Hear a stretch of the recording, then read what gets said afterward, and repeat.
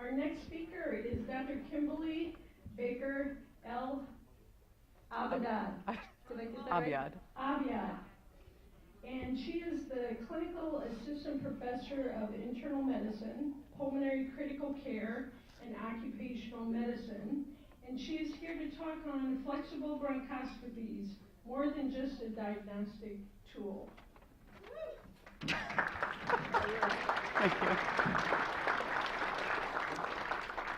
All right, good morning, and thanks for having me today. So most of what I do, I work at the university, and most of my day-to-day is spent working in the clinical cancer center where I see patients with lung masses, lung nodules, and then the rest of the time is working in the bronchoscopy lab, doing a variety of bronchoscopic procedures, and so we're going to kind of talk about some of the things that we do.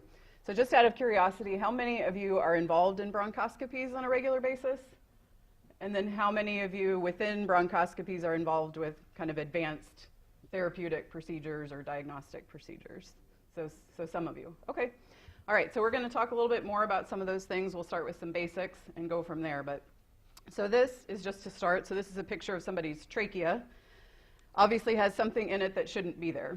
So a lot of people will see this and understandably get very anxious and sort of want to jump on things and do something. And so we're going to kind of talk about what options we have from a flexible bronchoscopy standpoint to address things like this. So we'll also review a brief historical background of bronchoscopy, talk about some of the various indications of bronchoscopy, and then go more in depth about the role of bronchoscopy, particularly flexible bronchoscopy in dealing with central airway obstruction, both malignant and benign types of obstructions. And then we'll talk about a little bit more bronchoscopy is now playing a role in some of the more chronic lung diseases like emphysema and asthma, and so we'll talk about that. So indications have expanded over the years for bronchoscopy, and hopefully and likely they will continue to expand. So the first rigid bronchoscopy was done in 1897 by Gustav Killian, and it was basically just done for a visual inspection of the airways, and it was actually a patient who had aspirated a chicken bone. And so as you can see, I mean, this is obviously a cadaver.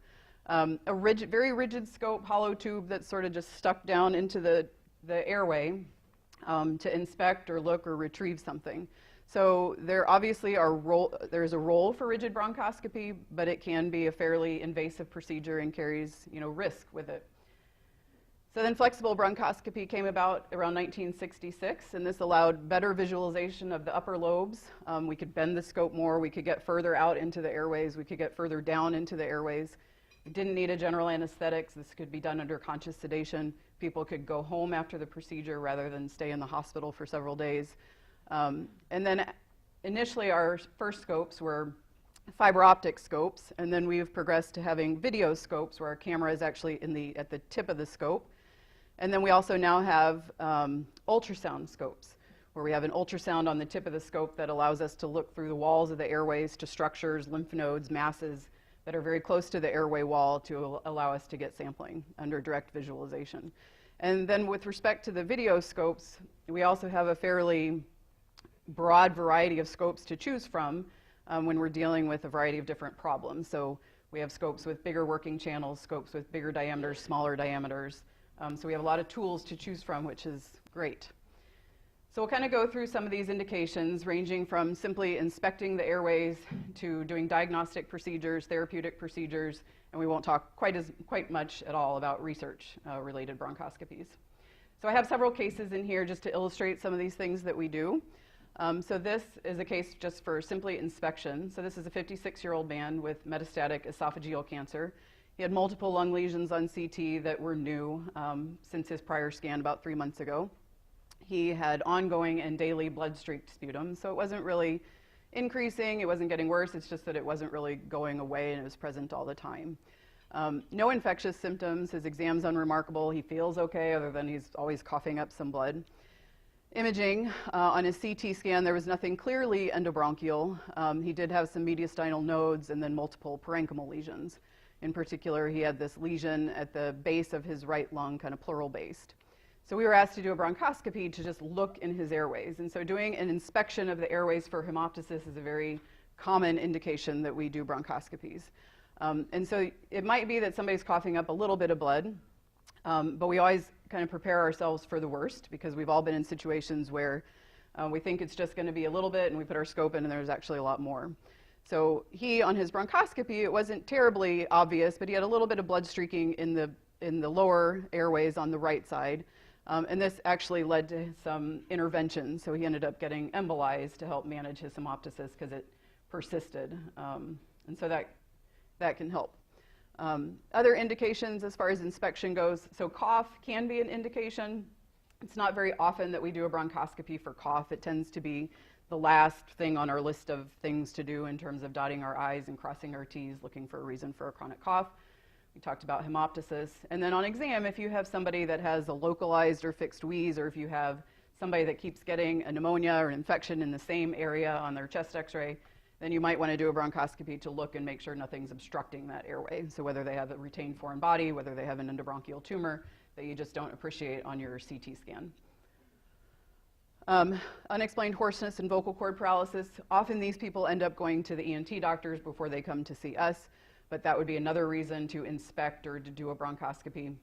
And then patients that you suspect might have a TE fistula. So maybe somebody who's had esophageal cancer, has had radiation, they're having persistent coughing, pneumonias. You might do a bronchoscopy to evaluate for any fistula in the airway. And then chest trauma. So people that have blunt chest trauma obviously can get damage to their airways. They can get tears in their airways, disruption of the tracheobronchial tree that we can't necessarily appreciate on imaging, and so we might do a bronchoscopy to take a look and help guide therapy. So moving on to some diagnostic indications. So this is a 63-year-old woman with a history of adenocarcinoma of the left lung. She had a left lower lobectomy in 2014, and she had radiation to a lingular nodule in 2016. So surveillance imaging, just routine imaging, she wasn't symptomatic, having problems. It revealed an increasing left hilar node, and she also had a right lung nodule and a right hilar node. So she was referred for biopsy of this left-sided lymph node prior to her doctors considering focused radiation to the two right-sided lesions. And this is a situation where trying to sample a node on the contralateral side can be very helpful in terms of guiding therapy and guiding treatment for this patient, because it would be drastically different if she had bilateral disease. And so what you see on her CT scan is this is actually her lymph node right here.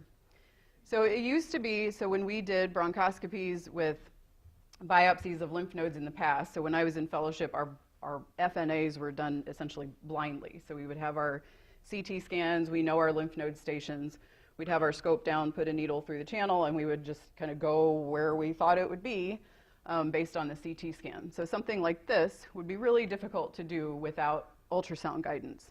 And so as ultrasound has developed, it's allowed us to sample smaller lymph nodes. It's allowed us to sample lymph nodes in more challenging and difficult locations under real-time guidance. And we have the cytopathologist in the room with us, so we know if we're in the area that we want to be.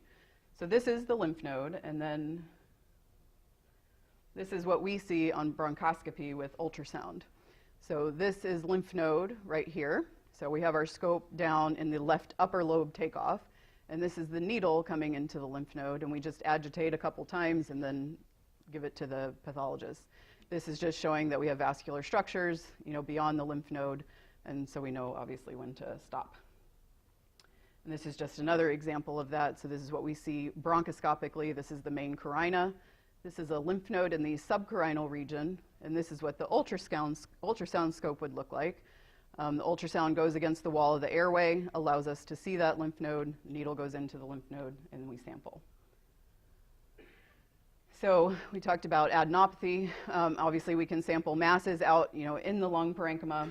We also, in addition to the scope that I just showed you, the ultrasound scope, we actually have a radial probe ultrasound that we can put through the working channel of our regular scope to get out into the periphery and sample nodules or verify where we want to be for sampling and achieving a diagnosis. So some additional reasons to do a diagnostic bronch, so interstitial lung disease, we talked about non-resolving pneumonias. And then one big reason, so lung transplant. So bronchoscopy plays a big role in lung transplant patients, both for evaluation of rejection or infection. They drop their PFTs, they have changes on their x-ray that would prompt a bronchoscopy for sampling to make sure they're not infected or rejecting. But also we would do it sometimes to evaluate the anastomosis, because we know that these people can get bronchial strictures that sometimes need interventions like stents or dilation or sometimes debulking. And then this is just another example. So this is an example of a fistula. So this person had multiple surgeries and essentially had breakdown of their stump. And so this is a big fistula between the lower lobe bronchus and a big giant hole in their pleural space. And this is what we can see bronchoscopically. So this is the middle lobe takeoff, and this is the fistula. So therapeutic bronchoscopy, so this is what we're going to kind of expand on a bit more. So this is a 38-year-old man who was involved in a motor vehicle accident. He had multiple facial fractures, and imaging identified a foreign body. So this radio opaque dense thing should not be there, and it looks like a tooth. And so we did a scope, and he had this tooth wedged down into his lower lobe on that right side, and that's what we ended up taking out. So again, these are situations where people might think we need to do a rigid bronch to try to go in and remove this. A rigid bronch might not be terribly helpful because this is so far down in his lower lobe takeoff. So flexible bronchoscopy can be quite helpful. And then as far as this is where we're going to expand more. So relief of obstruction in the airway, both benign and malignant obstruction, debulking tumors, dilating stenosis. And we'll touch a little bit on therapy for asthma, so bronchial thermoplasty, and then the role of endobronchial valves for treatment of emphysema and closure of VP fistulas. So we're going to take a little bit closer look at some of those therapeutic interventions, inspecting some bugs. So what is interventional pulmonology? So interventional pulmonology is a subspecialty within pulmonary wherein we do sort of more advanced diagnostic and therapeutic procedures, but minimally invasive. So we're not surgeons, but we use our scopes, we use our tools to do more advanced procedures in the airway, as well as percutaneous procedures, pleural procedures, that sort of thing. So we'll talk more about that. And within interventional pulmonary, I think you can think of it in terms of bronchoscopic procedures that can be done, procedures involving creating artificial airways, and then pleural procedures.